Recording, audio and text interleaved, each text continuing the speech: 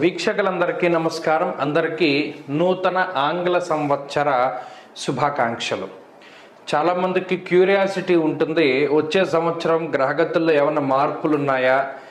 అసలు నిజానికి క్యూరియాసిటీ ఉన్నా లేకపోయినా తెలుసుకోవాల్సినటువంటి విషయం ఏంటి అంటే గ్రహగతులు ఎలా ఉన్నాయి.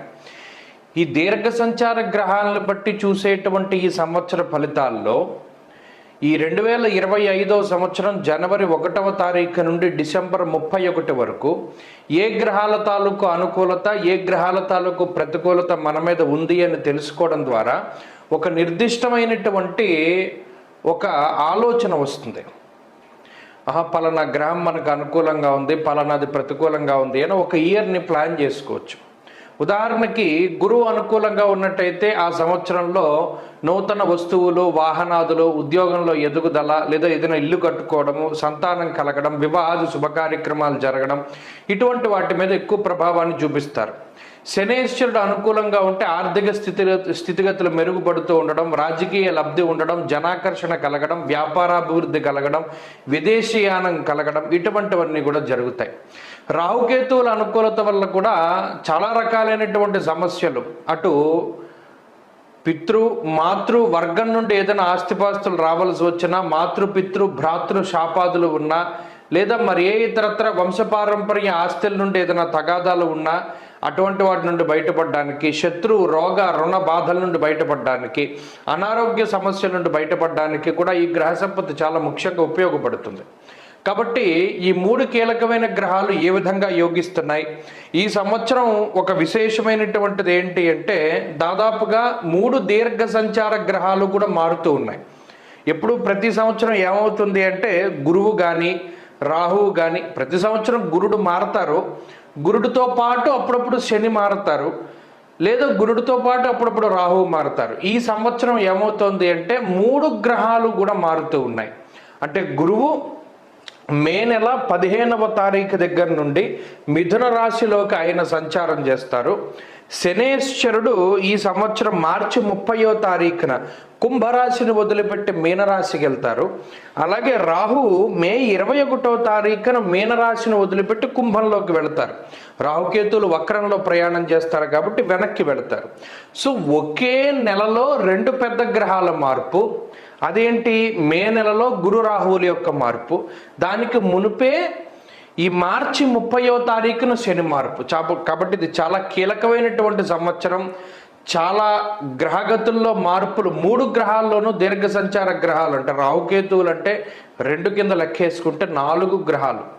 ఈ క్రియాశీలకమైనటువంటి మార్పుల్లో లాభపడేటువంటి రాశుల్లో మీ రాశి ఉందా లేదా అనేటువంటిది మనం తెలుసుకుందాం. వృషభ రాశి వారికి 2025వ సంవత్సరం ఏ రకమైనటువంటి ఫలితాలను ఇవ్వబోతూ ఉన్నది. నేను మొదటి నుండి చెప్తూ వచ్చాను, వృషభ రాశి వారు ఎంత కష్టపడ్డారో అంతకంత గొప్పగా ఉండేటువంటి రోజులు రాబోతూ ఉన్నాయి. ఏదో ఒక సంవత్సరం పరిపూర్ణంగా వీరు మిగతా అందరి మీద ఆధిపత్యాన్ని చూపిస్తారని గతంలో నేను చెప్పాను. ఇప్పుడు అదే రకమైనటువంటి గ్రహస్థితి కనబడుతున్నది. మీరు గమనించండి, నేనే కాదు ఎవ్వరు చెప్పినా కూడా వృషభ రాశి ఇస్ ద టాప్ మోస్ట్ రాశి ఇన్ 2025. 2025వ సంవత్సరంలో వృషభ రాశి వారు మిగిలిన అన్ని రాశుల మీద పరిపూర్ణమైనటువంటి చక్కటి ఇంపాక్ట్ని కలగజేస్తారు. వీళ్ళు డామినేటివ్గా ఉంటారు. ఎందుకు? దీనికి రీజన్ ఏంటి అంటే 3 దీర్ఘ సంచార గ్రహాలు ఫేవరబుల్గా ఉండేటువంటి రాశి ఈ రాశి ఒకటే. అంటే అటు లాభస్థాన స్థితి శనేశ్వరుడు కానీ, దశమ కేంద్రంలో ఉన్నటువంటి రాహుగ్రహం కానీ, లేదా 2వ స్థానంలో ఉండేటువంటి గురుడు కానీ, ఇలా 3 దీర్ఘ సంచార గ్రహాలు పూర్తి స్థాయిలో యోగిస్తూ ఉన్నటువంటి రాశి వృషభం ఒక్కటే. ఇంకొక రాశి లేదు ఈ సంవత్సరంలో. సో వృషభ రాశి వారిదే ఈ సంవత్సరం మొత్తము 2025 అంతా కూడా వృషభ రాశి వాళ్ళే కనబడతారు.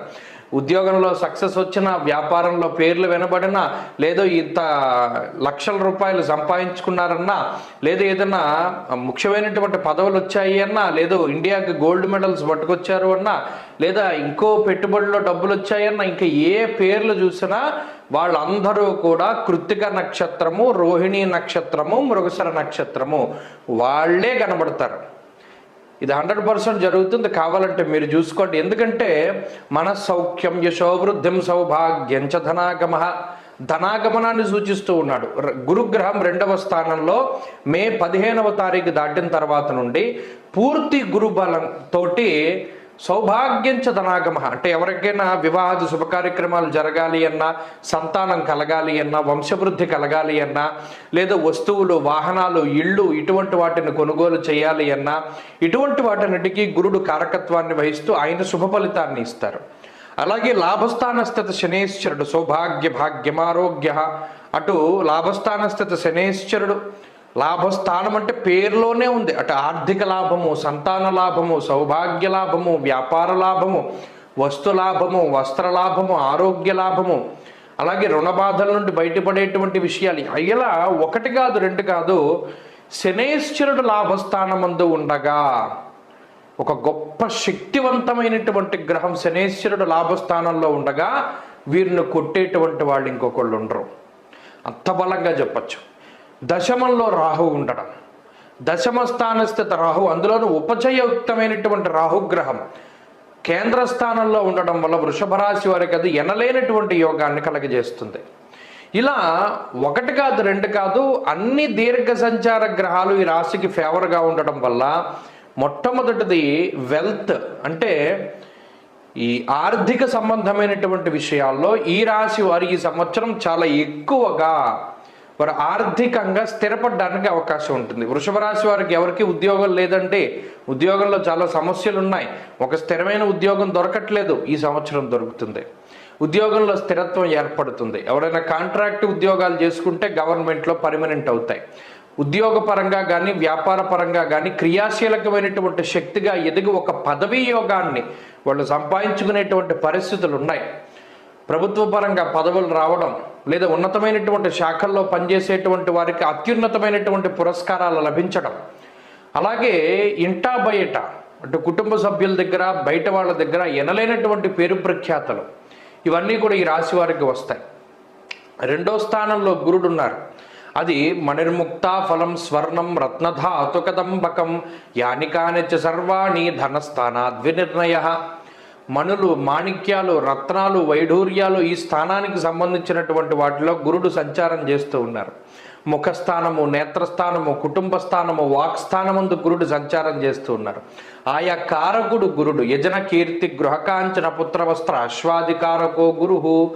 ఆయన ఏవైతే కారకత్వాలు ఆయనకు ఉన్నాయో యజ్ఞయాగాది క్రతువులు చేయడం అంటే ఎక్కువ దేవతారాధన, దేవతార్చన, దైవ దర్శనాలు, దైవభక్తికి సంబంధించినటువంటి విషయాలు, సత్కథా కాలక్షేపము, పురాణ శ్రవణం ఇటువంటి వాటికి అవకాశాన్ని కల్పిస్తాడు.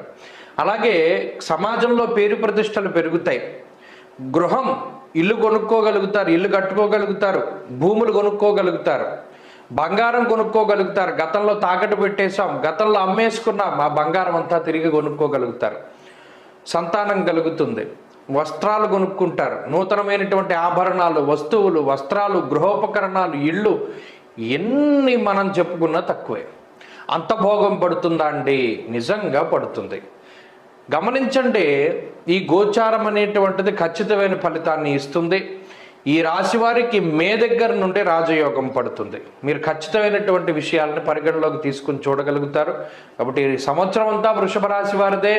చదువుకునేటువంటి వారికి, ఉద్యోగం చేసుకునేటువంటి వారికి, వివాహితులకి, అవివాహితులకి, ఇలా ఎవరికి చూసుకున్నా ఈ సంవత్సరం వృషభ రాశి వారు టాప్లో ఉంటారు. మీరు మే దగ్గర నుండి చూస్తారు. ఈ సంవత్సరం అంతా కూడా చాలా బాగుంది. స్వస్తి.